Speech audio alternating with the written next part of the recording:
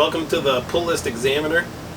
I decided to make an intro video to explain the who, what, and why around creating this YouTube channel.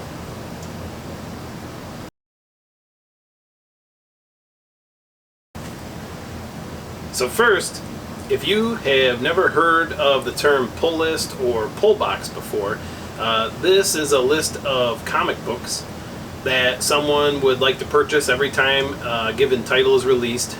Most comics come out on a monthly basis, and a local comic book shop, aka LCS, will set up this list almost like a subscription, and they will then order and then pull each title from their stock each time the title is released and reserve a copy for you. My LCS even offers a discount for setting the service up. Shout out to Comics Corner of Metro Detroit. The Examiner portion of this channel name, that's a reference to old-time print newspapers. Even today, newspapers still use the naming convention Examiner, such as the Washington Examiner, the San Francisco Examiner, and I am examining my weekly pull list and providing news of what will be released each week.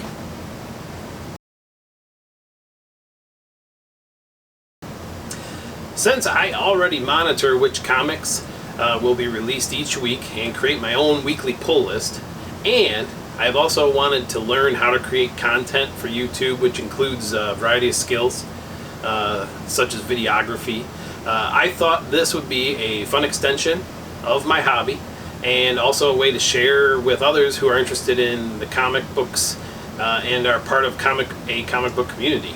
I feel that the old adage, a picture is worth 1,000 words, can be very true. So when I'm deciding which comic books to keep or cut from my list each week, I like to see feedback from other comic book readers. And for example, I really like pop culture philosopher's Rockin' Robbie Billups and his weekly review. I've used his feedback many times to determine which comics I would be buying that week. There are several other channels that I watch for similar feedback as well. With that said, my primary goal is to keep the content short. I'm actually aiming for under 3 minutes, but also want to keep it informational to help others make decisions.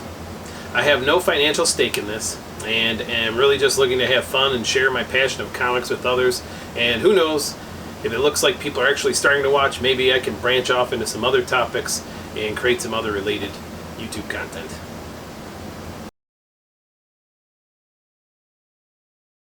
This was my first comic book. At my family reunion many years ago, my uncle gave me this comic, Batman 464. Earlier that day, he had stopped off for some snacks at a store, saw this on the wire rack, and bought it. It's actually one of the few comics that still has the barcode on it in my collection, showing that it was a newsstand edition, and it was a game changer. A few weeks later, I ended up riding my bike up to the nearest comic shop, and when I walked into that shop, the Green Lantern Emerald Dawn 2 series was staring me in the face at eye level. At $1 per issue, I was able to buy the entire series for $6. Between Batman and Green Lantern, I'm pretty sure that's why I am a DC fan to this day. For context, I was born and raised in the Midwestern United States, and am part of the Zennial generation, which is actually born between Gen X and Millennials. As far as my comic book knowledge is concerned, I would not consider myself an expert or a historian. I was primarily a comic book collector during my childhood in the early 90s, and then started collecting again over the last probably 5 years. And this was probably fueled by nostalgia and all the revival of the DC and Marvel movies that have been coming out. I have around 2,500 comic books in my collection, but slowly keep adding with each new comic book day. Over the last 2 years, I became an indexer for the Grand Comic Database, aka GCD. The GCD is a free online database that is attempting to catalog all comic books ever created, and there's a feature where you can track your own collection. So if you're looking for a cheap way to track your comics, I would recommend looking into their website, which is comics.org. As an indexer, I log information about comics from my collection into their overall comic database. And lastly, I know there are many different types of comic collectors and many facets of the comic collecting world. I don't consider myself a high dollar or key collector, but just an average collector and an avid reader.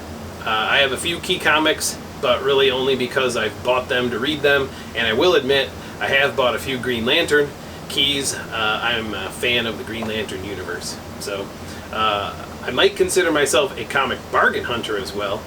There's just something about digging through those dollar bins looking for gems. In my area, there's a store called Second and Charles. I've visited many times to dig through their long boxes. There's another favorite YouTube channel I like called BJ Kicks, and I originally found out about his channel because he went searching at Ollie's Bargain Outlet for graphic novels, which I've also done. And anyways, I will continue to hunt for deals on comics and graphic novels as well.